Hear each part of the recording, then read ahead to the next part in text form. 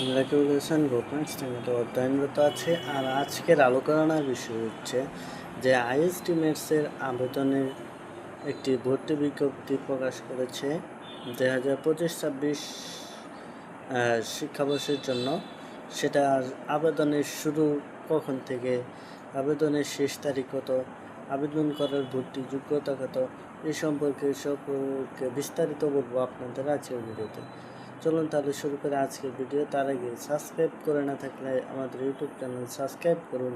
TikTok কিংবা Facebook থেকে দেখে থাকলে ফলো করেন আমাদের অ্যাকাউন্ট। চলুন তাহলে শুরু করে আজকের ভিডিও। প্রথম কথা হচ্ছে আইএসটিমেটসে আবেদনের আইএসটিমেটস ভর্তি বিজ্ঞপ্তি প্রকাশ হয়েছে।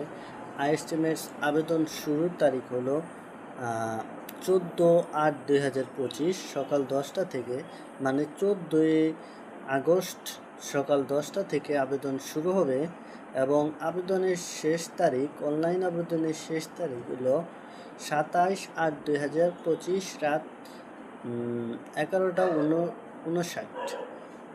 তাহলে হচ্ছে 27শে আগস্ট হলো আবেদনের শেষ তারিখ। আর ভর্তি পরীক্ষার ফি জমা দেওয়ার শেষ তারিখ হলো 28 আগস্ট 2025। ভর্তি পরীক্ষার প্রবেশপত্র ডাউনলোডের তারিখ হচ্ছে 14/9/2025, অর্থাৎ হচ্ছে হয়ে দাঁড়াচ্ছে হলো 14ই সেপ্টেম্বর 2025। তারপরে হচ্ছে ভর্তি পরীক্ষার তারিখ 19শে সেপ্টেম্বর 2025 সকাল 10টা থেকে 11টা। এখন কথা আছে যে আবেদনটা করব কিভাবে। আবেদনটা করার জন্য সার্চ করতে হবে গুগল ক্রোমে বা যে কোনো বাজারে যে https://dgme.telegram.com। আবেদন করার জন্য ভর্তি ফি আছে একটা। আবেদনের জন্য ভর্তি পরীক্ষার ফি 700 টাকা, সেটা প্রদান করতে হবে আপনাদের।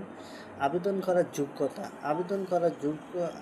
করার যোগ্যতা সর্বনিম্ন এসএসসি বিজ্ঞান বিভাগ থেকে 3 পয়েন্ট পেয়ে উত্তীর্ণ হতে হবে।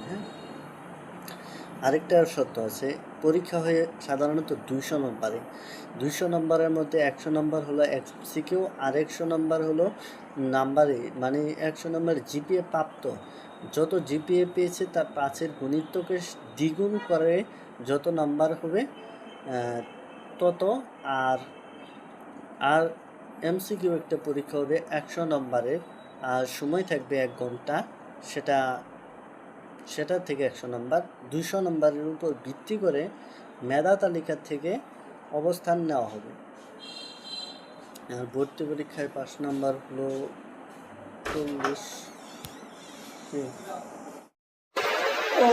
ভর্তি পরীক্ষায় 5 নম্বর হচ্ছে সর্বনিম্ন হলো 40 না পেলে সে প্রার্থী সরকারি ও বেসরকারি ভর্তির অযোগ্য বলে বিবেচিত হয়।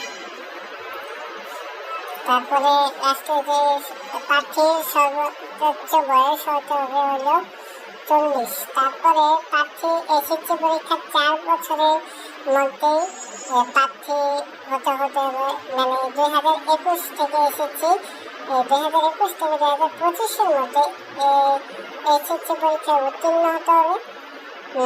এগুলো হলো আবেদনের ফুলফিল শর্ত। আবেদন করার জন্য ভিডিও চাইলে আপনারা আমাদের কমেন্ট বক্সে জানাতে পারেন, তাহলে আমি মোবাইল দিয়ে আবেদন করার একটা শর্টকাট প্রসেস এবং কীভাবে আবেদন করতে হয় ডিজিএমই ওয়েবসাইট থেকে, সেটা স্বাস্থ্য শিক্ষা অধিদপ্তরের ওয়েবসাইট থেকে, সেই সম্পর্কে আমি একটা ভিডিও বানাবো, আপনারা যদি বলেন। তাহলে শেষ করছি আজকের ভিডিও। ভালো থাকুন, সুস্থ থাকুন, এমনটাই কামনা করি। সমাপ্ত।